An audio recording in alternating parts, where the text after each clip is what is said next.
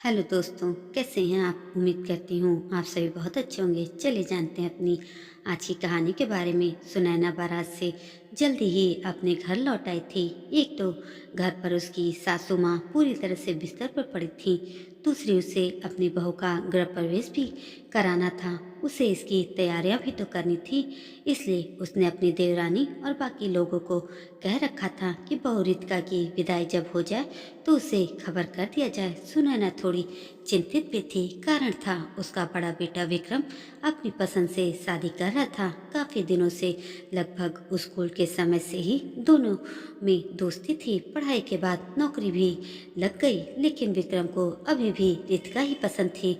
उसने सुनैना से बहुत पैरवी किया था, लेकिन काफी दिनों तक टाल मटोल करने के बाद सुनैना ने आखिरकार हाँ कह ही दिया। विक्रम घर का बड़ा बेटा था, इसलिए परिवार में सभी को इंतजार था कि वह परिवार की मर्जी से शादी करेगा। लेकिन विक्रम की जिद और उसकी बढ़ती उम्र ने सबके मुंह पर ताला लगा दिया था। कहीं न कहीं इस बात के लिए भी पूरे घर में सुनैना को ही जिम्मेदार माना जा रहा था। उसने विक्रम को अच्छी परवरिश नहीं दी है। जैसे ही रितिका की विदाई हुई, सुनैना की देवरानी रीमा ने फोन कर सुनैना को खबर कर दिया कि रितिका की विदाई हो चुकी है। बहू 1 घंटे में घर पहुंच जाएगी। ठीक है, सुनैना ने कहा। फिर अपने घर के सभी नौकरों को सजावट का सामान ठीक करने के लिए कहने लगी। बाबू, फूलों की झालर ठीक कर दो। चंदा, बेटे बहू का कमरा ठीक कर दो, वहाँ फूलों वाली चादर बिछा देना। गुलाब और चमेली के बेले अच्छे से लगा दो। आज की रात बेटे बहू की पहली रात होगी, तो उनका कमरा फूलों से महकना चाहिए। सारी तैयारी करने के बाद सुनैना अपनी सासू माँ के कमरे में गई। वह लेटी हुई माला फेर रही थी।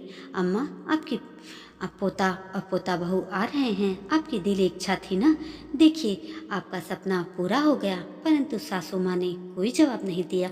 वह बहुत ज्यादा बीमार भी थी, उन्हें सुनाई भी कम देता था। सुनैना वहीं बैठ गई। वह अपनी पुरानी बातें याद करने लगी थी, जब उसकी भी नई नई शादी हुई थी और उसका भी गृह प्रवेश उसकी सास ने किया था। आओ बहू, इस घर में तुम्हारा स्वागत है, सास ने आरती उतारते हुए उससे कहा था। वो शर्माती लजाती हुई अपनी साड़ी संभालती रही। उसकी सासू माँ ने कहा, इस चावल भरे कलश को पैर से गिराकर आलते से भरी हुई थाल पर अपने पैर रखकर अपने पाँव से चलकर पूजा घर तक चलो।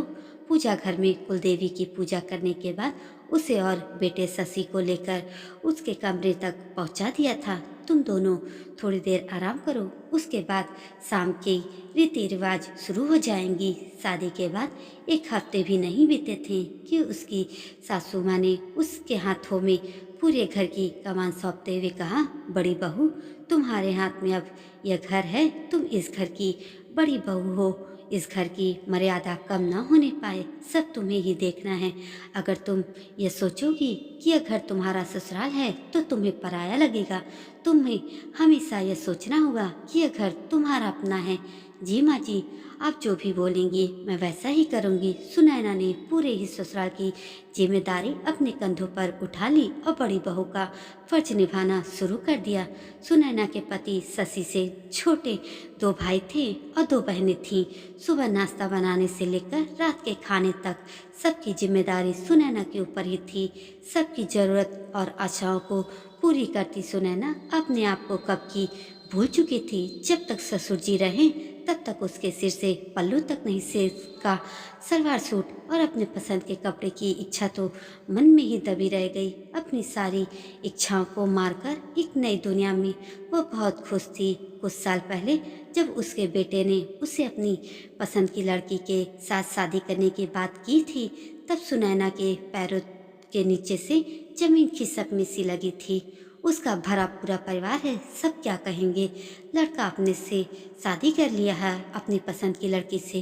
कितनी भी पढ़ाई कर लो पर हमारी मानसिकता वहीं रह जाती है। जब अपने सिर पर गुजरती है तब सब मॉडर्निटी पोगा पंथी लगने लगता है। सुनैना के साथ भी ऐसा ही हो रहा था।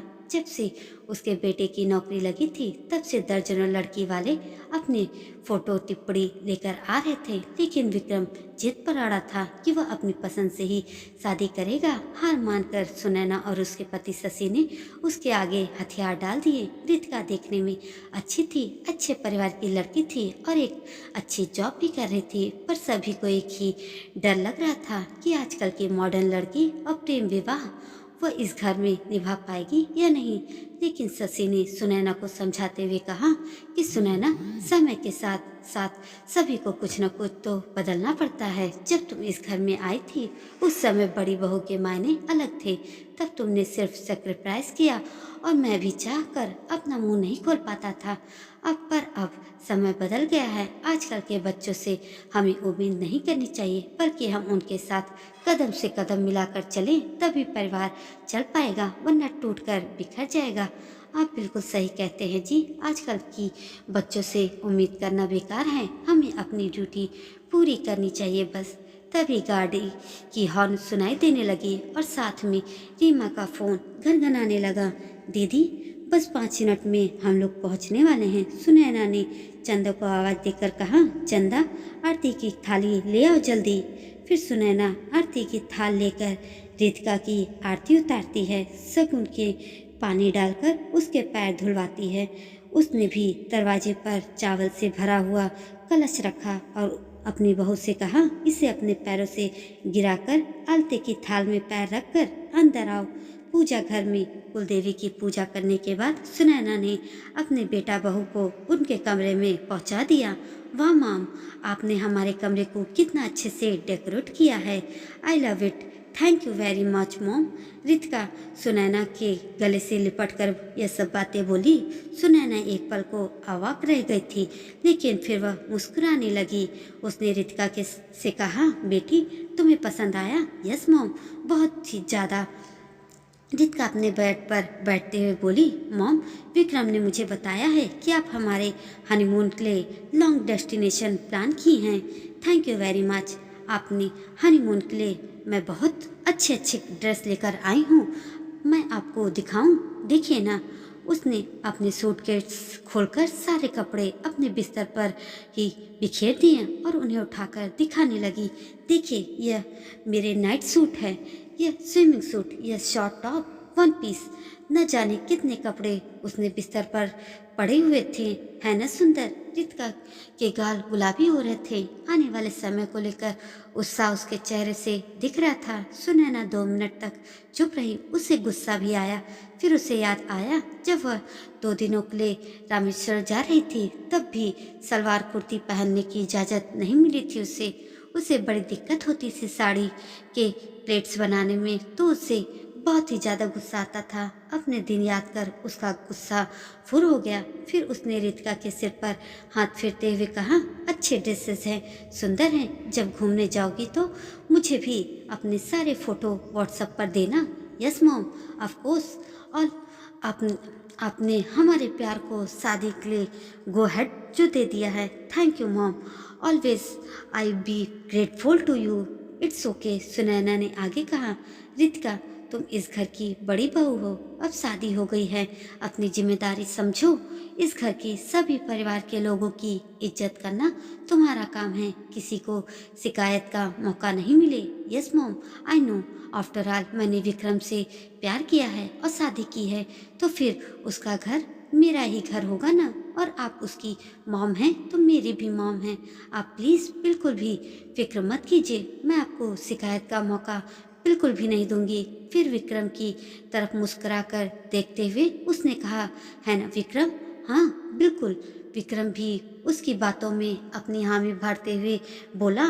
सुनैना बहुत चुपकी होकर उन दोनों की बातों को सुनती रही। आजकल के बच्चे भी ना, हमें ही समझाना कठिन था, लेकिन आजकल के बच्चों को समझाना बहुत आसान है। वे खुद समझदार हैं, जिम्मेदारी समझ लेते हैं। तुम लोग फ्रेश हो जाओ, फिर दादी से मिलने चलते हैं हम लोग, वो दोनों का इंतजार कर रही हैं। सुनैना मुस्कुराती हुई वहाँ से निकल गई। शशि ने ठीक ही कहा था, थोड़ा हमें बदलने की ज़रूरत है। दोस्तों, ये कहानी आपको कैसी लगी कमेंट करके ज़रूर बताइए और ऐसी अच्छी कहानी के लिए मेरे चैनल को सब्सक्राइब भी ज़रूर कर दीजिएगा। धन्यवाद।